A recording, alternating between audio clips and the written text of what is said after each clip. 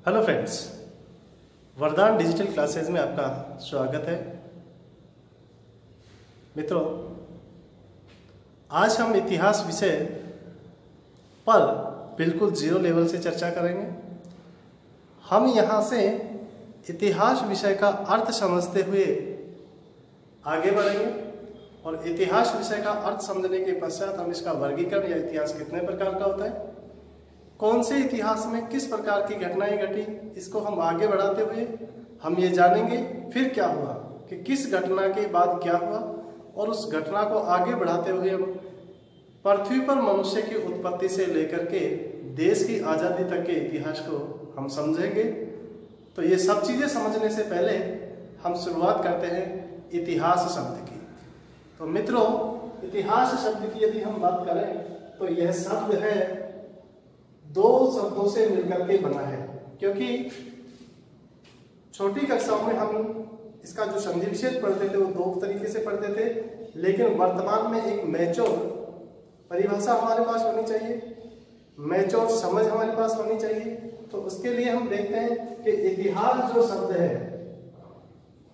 इतिहास शब्द है वो इस प्रकार से बना है, इति प्लस है प्लस आस, इन तीन शब्दों से मिलकर के बना है और इसका शाब्दिक अर्थ होता है निश्चित रूप से ऐसा हुआ होगा। इसका अर्थ होता है निश्चित रूप से ऐसा हुआ होगा।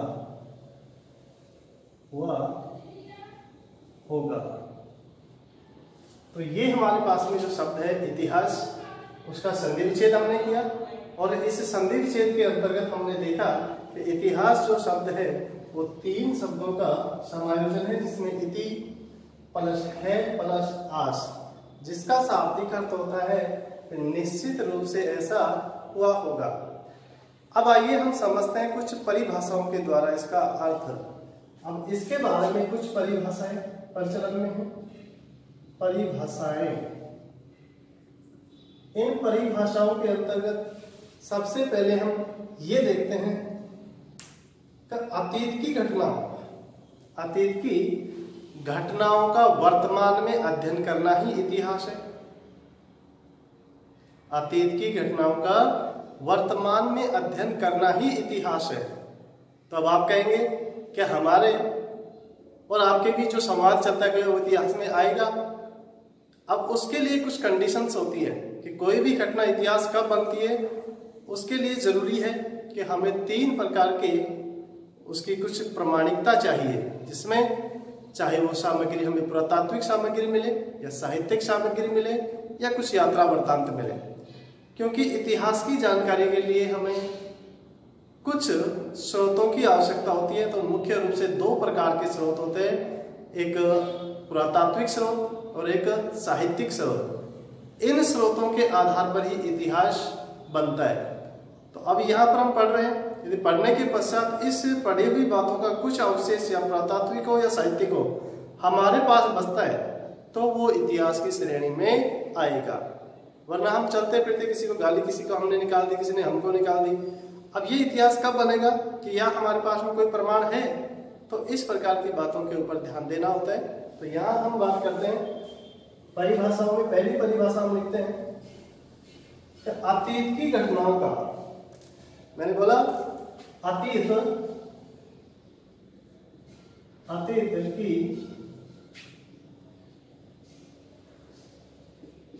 घटनाओं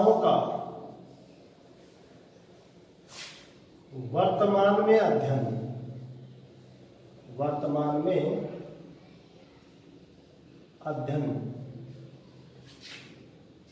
वर्तमान में अध्ययन करना ही इतिहास है।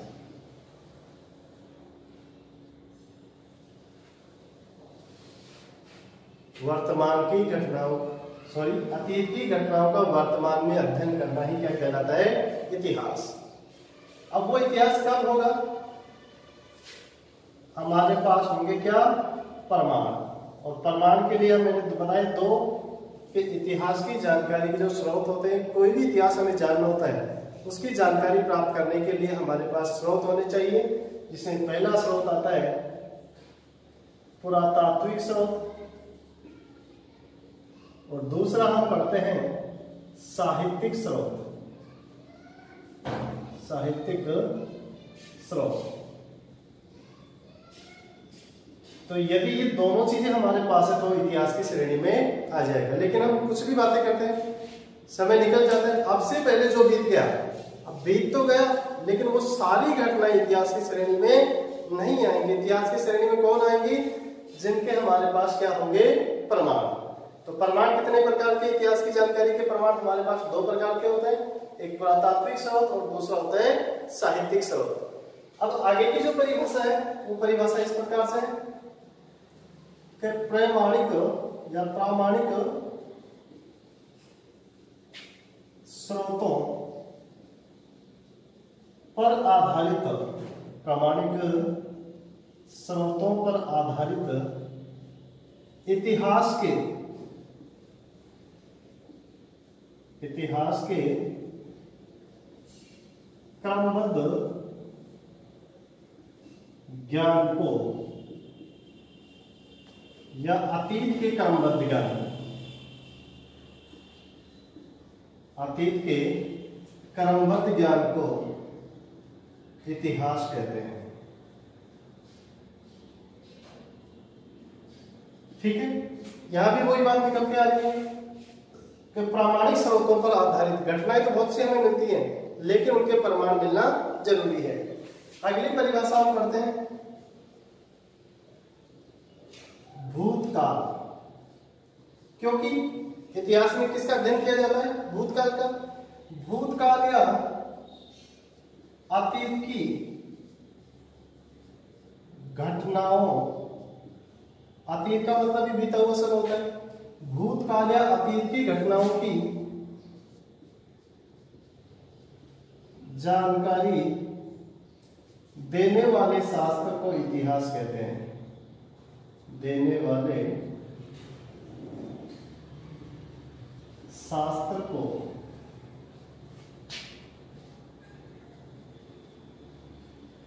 इतिहास कहते हैं।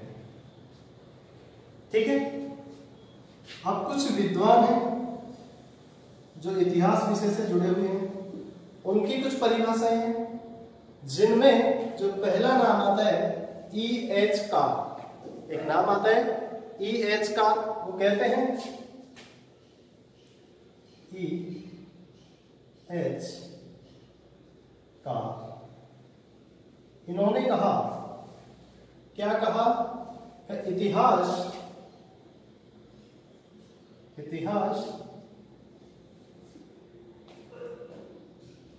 इतिहास जो है वो इतिहासकार व संबंधित तथ्यों या तथ्यों के मध्य होने वाला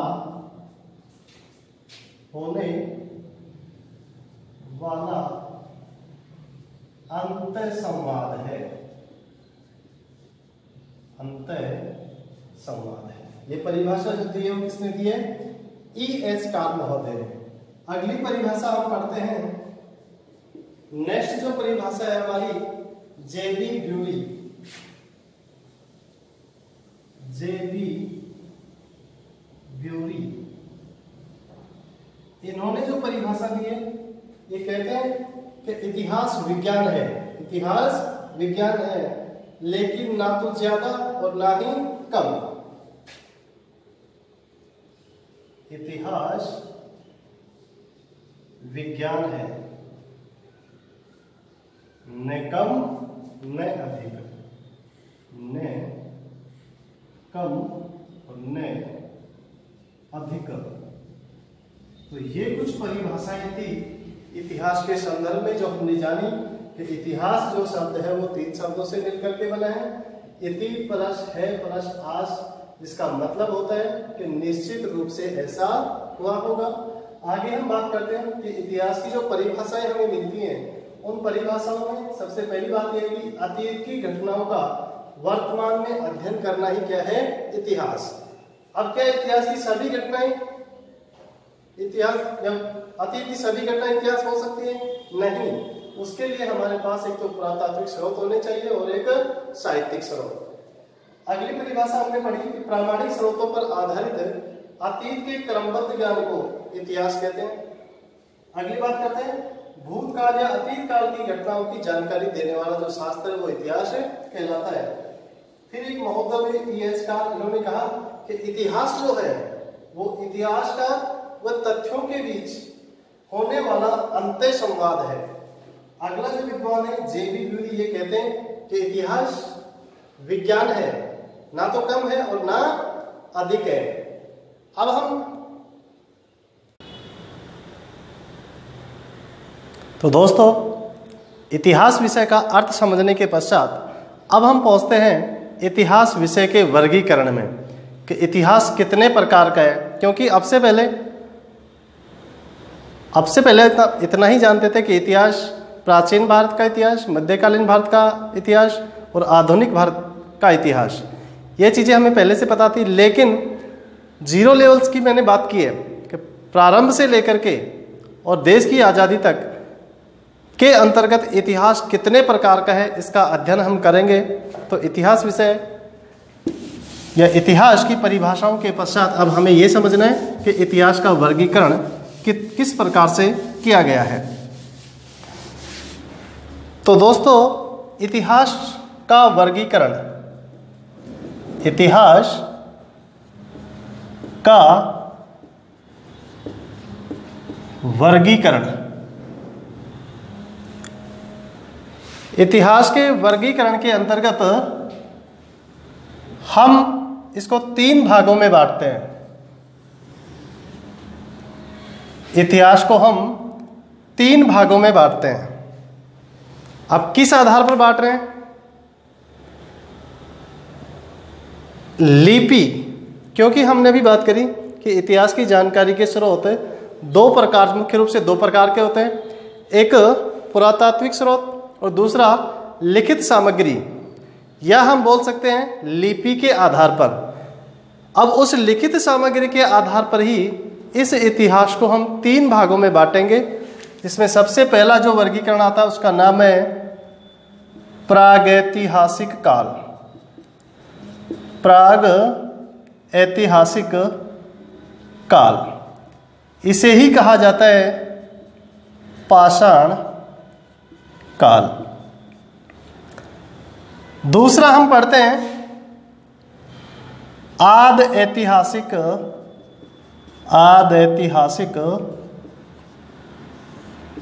काल। और तीसरा जो इतिहास का प्रकार का उसका मतलब है या वो है ऐतिहासिक काल। ऐतिहासिक काल। तो इतिहास के वर्गीकरण के अंतर्गत हमने इतिहास को 3 प्रकार का बताया। जैसे हम बात करें कि कभी कभी हम किसी नए व्यक्ति से मिलते हैं और उससे हमारी थोड़ी बहुत जान पहचान होती है, और जान पहचान होने के बाद में अपना उस पर थोड़ा सा यकीन जताने के लिए मान लीजिए कि हम उसे बोलते हैं चलो घूमने चलते हैं, तो वो प्रारंभ में बोलता है ना, फिर 10-5 दिन हम उसके साथ और रहेंगे, फिर बोलेंगे चलो घूमने चलते हैं, तो फिर वो बोलेगा हाँ, फिर बोलेगा ना, कोई देख लेगा। फिर महीने 2 महीने गुजर जाते हैं, फिर हम उसके साथ गुजार लेते हैं, फिर बोलते हैं कि चलो घूमने चलें, फिर वो बोलता है अब हम आपस में अच्छी तरीके से जान चुके हैं, अब जहाँ मन है वहाँ चलो। तो इसमें उसने क्या कहा? ना बाबा ना। इसमें उसने क्या कहा? हाँ बाबा ना। और इसमें उसने कह दिया हाँ हाँ चलो, जहाँ आपका मन कर रहा है वहीं चलते हैं। तो अब यहाँ हमने अलग अलग चीज़ें लिखी। यहाँ लिखा हमने ना बाबा ना, यहाँ हमने लिखा हाँ बाबा ना, और यहाँ हमने लिखा हाँ बाबा हाँ। अब इनका मतलब क्या होता है? सिर्फ हाँ ना याद रखना हमें। यहाँ से हम शुरुआत करते हैं कि प्राग ऐतिहासिक काल में ना बाबा ना का क्या मतलब होता है। यहां मैंने बात करी कि इतिहास का जो वर्गीकरण हमने किया है वो किसके आधार पर किया है, लिपि के आधार पर किया है। और लिपि के आधार पर हम बात करेंगे कि प्राग ऐतिहासिक काल के हमें ना तो कोई लिखित प्रमाण मिले हैं और ना ही पढ़े गए हैं। जब मिले नहीं है तो पढ़ेंगे कहाँ से, तो दोनों जगह ना आ रहा है। तो इस ना का मतलब होता है कि ना तो लिखित प्रमाण मिले हैं ना उनको पढ़ा गया है। लिखित प्रमाण नहीं मिले। आगे हम बात करते हैं आदि ऐतिहासिक काल की। अब इसमें हाँ क्या है, इसमें मतलब ये है कि इस काल में लिखित प्रमाण तो मिले हैं लेकिन उनको पढ़ा नहीं गया है। लिखित प्रमाण मिले लेकिन अपठनीय, उनको पढ़ा नहीं जा सका। तो अपना हाँ बाबा ना क्लियर हो गया। हाँ से क्या हुआ कि लिखित प्रमाण तो मिले हैं, हाँ मिले हैं, लेकिन पढ़ा नहीं गया है। तो हाँ बाबा ना। यहां हम चलते हैं कि ऐतिहासिक काल में हमें लिखे हुए प्रमाण मिले हैं जिनको पढ़ा भी गया है और लिखा भी गया है। लिखित प्रमाण मिले जो पढ़े भी गए वे लिखे भी गए। तो इस प्रकार से हमारा हाँ बाबा हाँ का अर्थ आ जाता है कि लिखित प्रमाण मिले हैं जिनको पढ़ा भी गया है और लिखा भी गया है। अब देखिए कौन से इतिहास के अंतर्गत हम कौन सी घटनाएं पढ़ते हैं। इसमें हम पढ़ेंगे केवल मात्र पाषाण काल कि मनुष्य की आवश्यकताओं की जो या मनुष्य के जो संसाधन थे वो क्या थे, पाषाण थे या पत्थर थे। उस काल को हमने स्टोन एज, इसको हम नाम देते हैं प्रोटो स्टोन एज और उसको बोलेंगे हिस्टोरिकल एज। अब यहाँ देखो इसके अंतर्गत हम दो चीज़ों का अध्ययन करते हैं। मुख्य रूप से हम बात करते हैं सिंधु सभ्यता की। सिंधु सभ्यता एक बार सीधा सीधा ऐसा ही पूछ लिया गया क्वेश्चन कि सिंधु घाटी सभ्यता को हम निम्नलिखित में से हम किस इतिहास के अंतर्गत पढ़ते हैं। तो हमारे पास इतिहास 3 प्रकार का हम पढ़ रहे हैं, तो हम सीधा सीधा जवाब देंगे कि सिंधु घाटी सभ्यता का जो इतिहास है वो कौन सा है, आदि ऐतिहासिक काल के अंतर्गत आता है। अब इसमें से कुछ विद्वान इसमें वैदिक सभ्यता को भी मानते हैं, वैदिक सभ्यता को मानते हैं। और इस इतिहास के अंतर्गत हम 3 प्रकार का जो इतिहास हम लगभग सभी जानते हैं। प्राचीन भारत, प्राचीन भारत जिसमें 600 BC से लेकर 600 AD तक का इतिहास हम पढ़ते हैं, यानी महाजनपद युग से लेकर के 600 AD तक। फिर हम पढ़ते हैं मध्यकालीन भारत, मध्यकालीन भारत। अब मध्यकालीन भारत का इतिहास मुख्य रूप से हम अरब आक्रमणकारियों के पश्चात यानी 712 ईस्वी से लेकर के और 1707 औरंगजेब की मृत्यु तक का इतिहास इसमें हम पढ़ते हैं। तीसरा जो हमारे पास आता है वो आता है आधुनिक भारत, आधुनिक भारत का इतिहास। इसमें हम पढ़ते हैं 1707 ईस्वी से लेकर के 1947 ईस्वी तक। ये हमारा कंप्लीट रूप से इतिहास का वर्गीकरण है। तो आइए अब हम चलते हैं इतिहास के इस वर्गीकरण के साथ साथ हम पढ़ेंगे कि किस युग में कैसा माहौल था, कैसा सामाजिक जीवन था, मनुष्य की जिंदगी कैसी थी। इन सब को जानते हुए हम आगे बढ़ेंगे। तो शुरुआत करते हैं हम सबसे पहले प्राग ऐतिहासिक काल। तो दोस्तों इतिहास के इस वर्गीकरण के अंतर्गत हम अब प्राग ऐतिहासिक काल की बात करते हैं। तो इतिहास के इस वर्गीकरण में अब हम समझते हैं प्राग ऐतिहासिक काल। इतिहास का वर्गीकरण हमने समझा, जिसका पहला जो प्रकार है क्या नाम दिया हमने, प्राग ऐतिहासिक काल। इसी का दूसरा नाम क्या दिया हमने, पाषाण काल। अब प्राग ऐतिहासिक काल को पाषाण काल क्यों कहते हैं, इसके लिए सबसे पहला कारण तो हम यही पढ़ेंगे कि इस समय मनुष्य की जो आवश्यकता की अधिकांश पूर्ति पाषाण या पत्थर से होती थी, इसलिए हमने इसको नाम दिया पाषाण काल। मनुष्य के जीवन के संसाधन या मनुष्य के जीवन में जो संसाधन थे वो किसके थे? पाषाण से निर्मित। तो इस काल को पाषाण काल नाम देने का सबसे बड़ा रीजन यही बनता है। अब हम बात करते हैं इसकी ऐतिहासिक पृष्ठभूमि। ऐतिहासिक पृष्ठभूमि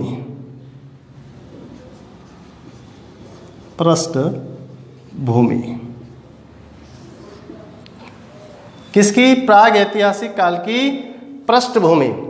तो इसमें एक नाम आता है एक व्यक्ति का, प्राइमरोज। 1842 ईस्वी में प्राइमरोज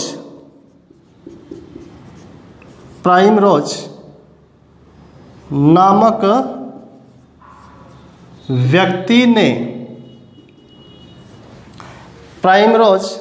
व्यक्ति ने कर्नाटक के सिंगूरगढ़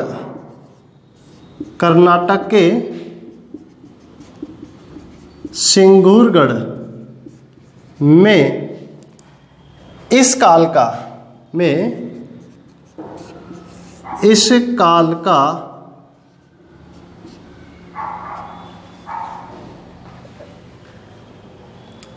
उपकरण खोजा। किसने खोजा?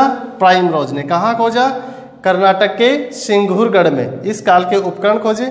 और यहीं से माना जाता है कि जो प्राइमरोज थे उनको प्राग ऐतिहासिक काल का जनक कहा जाता है। नोट, प्राइमरोज को प्राग ऐतिहासिक काल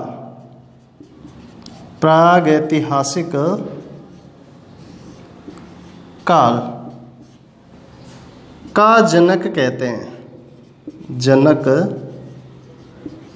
कहते हैं। ये मिलती है इसकी ऐतिहासिक पृष्ठभूमि। इंपॉर्टेंट बात है कि प्राग ऐतिहासिक काल की जो सर्वप्रथम खोज की थी वो किसने की? प्राइमरोज ने। और प्राइमरोज ने 1842 में कर्नाटक की एक जगह है, कौन सी? सिंगूरगढ़। और इस सिंगूरगढ़ में इस काल के उपकरणों को खोजा, इसीलिए प्राइमरोज को प्राग ऐतिहासिक काल का जनक कहा जाता है। आगे हम बात करते हैं इस काल की जो प्रमुख विशेषताएं थी। क्या विशेषताएं रही होंगी इस काल की?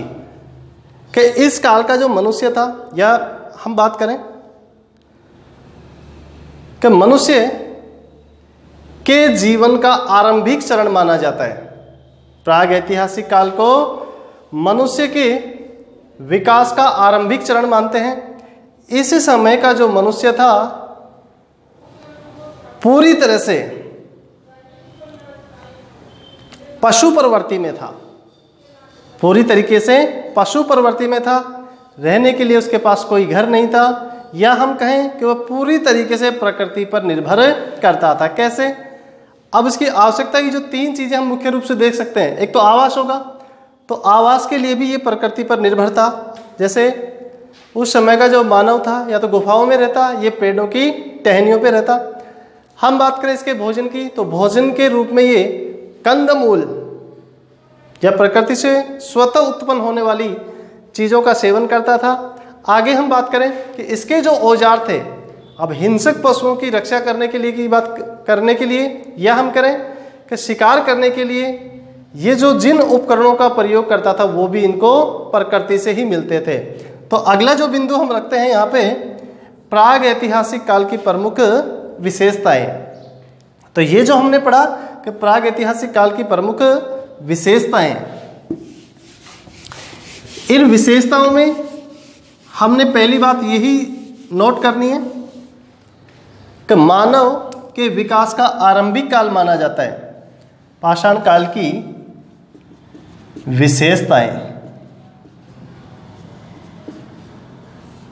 विशेषताएं पहली विशेषता इसमें होगी कि यह मानव विकास का प्रारंभिक काल था। अब इसका जो नेक्स्ट पॉइंट अभी हमने बात करी कि मानव पूर्ण रूप से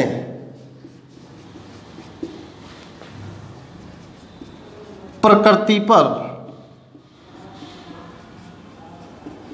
निर्भर था। मानव पूर्ण रूप से प्रकृति पर निर्भर था। कैसे?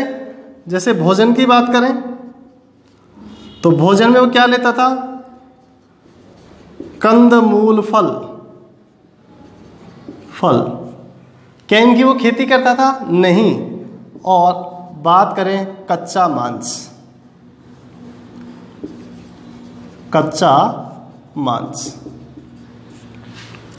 दूसरे हम बात करें आवास के लिए भी वो किस पर निर्भर था? प्रकृति पर निर्भर था। क्योंकि कहाँ रहता था वो? गुफाओं में या पेड़ों की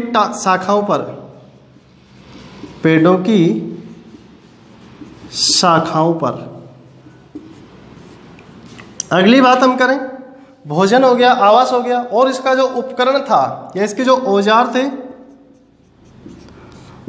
थे वो औजार भी किसके बने होते थे? पत्थर के बने होते थे। तो इस प्रकार से हम यहाँ कह सकते हैं कि प्राग ऐतिहासिक काल का जो मानव था पूर्ण रूप से प्रकृति पर निर्भर था। अब यहाँ देखो एक बात और, ये जो मानव था शिकारी, इस काल का मनुष्य शिकारी, इस काल का मनुष्य शिकारी वह भोजन संग्राहक था।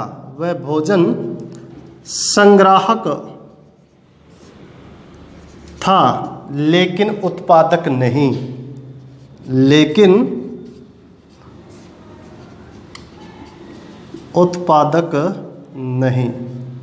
कौन से काल की हम बात कर रहे हैं? प्रागैतिहासिक काल की। क्योंकि मनुष्य का जो जीवन था असभ्य और बर्बर तो था ही, पशु प्रवृत्ति में जीता था। और यहाँ हमने देखा कि वो शिकार करता था और भोजन का संग्राहक, मतलब भोजन को इकट्ठा करता खाने के लिए, लेकिन कभी वो ये सब जो हमने लिखा उत्पादक, मतलब किसी भी चीज का निर्माण नहीं करता था। अगला जो बिंदु हम इसमें लेकर के चलें, 3 बिंदु अभी तक हमने पढ़े। इस काल का जो मनुष्य था वो असभ्य और बर्बर यानी पशु प्रवृत्ति में पाया जाता था। इस काल का मनुष्य असभ्य और